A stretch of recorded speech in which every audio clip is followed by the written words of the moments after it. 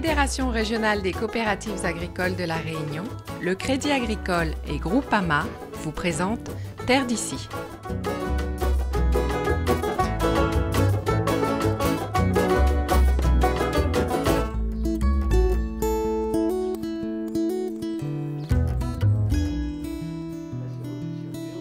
C'est une première à La Réunion, mais également au niveau national.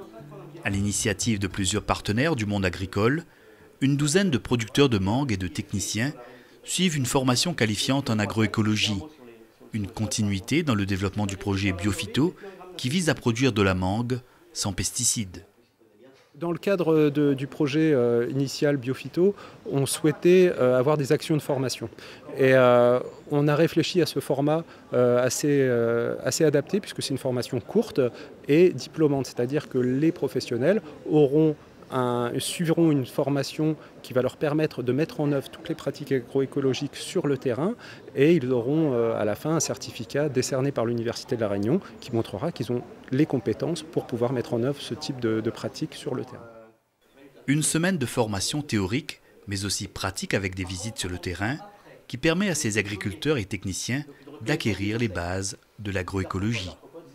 Ça a été vraiment un travail d'équipe puisqu'il fallait à la fois travailler sur toute l'organisation de cette formation, son aspect pédagogique, les messages à faire passer, les techniques à faire comprendre, à savoir comment on va les mettre en pratique, donc notamment au travers de visites, et surtout savoir favoriser les échanges en fait, entre les intervenants et les producteurs et les techniciens. C'est vraiment ce qui est le plus intéressant. On se rend compte avec cette première journée que les échanges sont très riches et permettent justement d'avancer sur cette problématique. Une formation enrichissante pour ces agriculteurs sensibles au respect de l'environnement et conscients de la nécessité de changer dès à présent les pratiques culturales.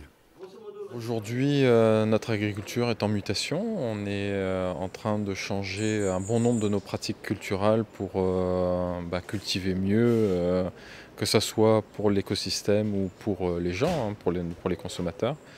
Et aujourd'hui, cette formation, ça nous permet de faire un bilan, de savoir où on en est, où on va aller et comment on va le faire.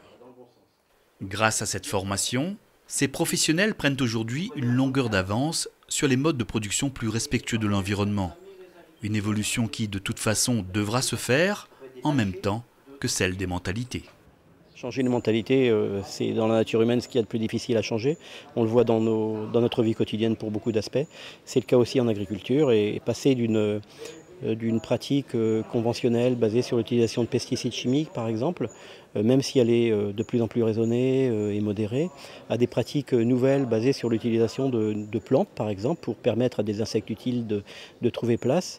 Oui, ça demande un petit peu de recul, un petit peu d'explication, un petit peu d'explication de concept, mais en tout cas c'est une bonne voie, surtout à La Réunion, où on a quand même des avancées qui sont très significatives par rapport à l'échelle nationale.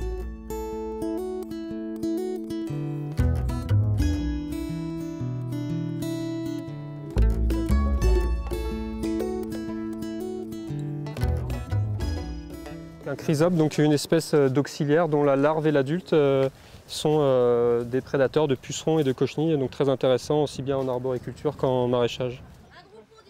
Savoir reconnaître les insectes utiles des nuisibles, voilà l'objectif de cette formation sur le terrain. Pour cette douzaine d'agriculteurs et techniciens, la connaissance de la microfaune des vergers fait partie intégrante de leur qualification professionnelle en agroécologie. Oui, la microfaune est très très riche et micro, et effectivement ça porte bien son nom. Ça veut dire que ce sont des animaux qui sont extrêmement petits, souvent plus petits qu'une tête d'épingle, et ça nécessite donc une formation pour l'agriculteur. Sinon il risque d'ignorer ces petits animaux qui sont extrêmement efficaces sur le verger et qui permet à l'agriculteur d'économiser, de ne pas faire de traitement chimique.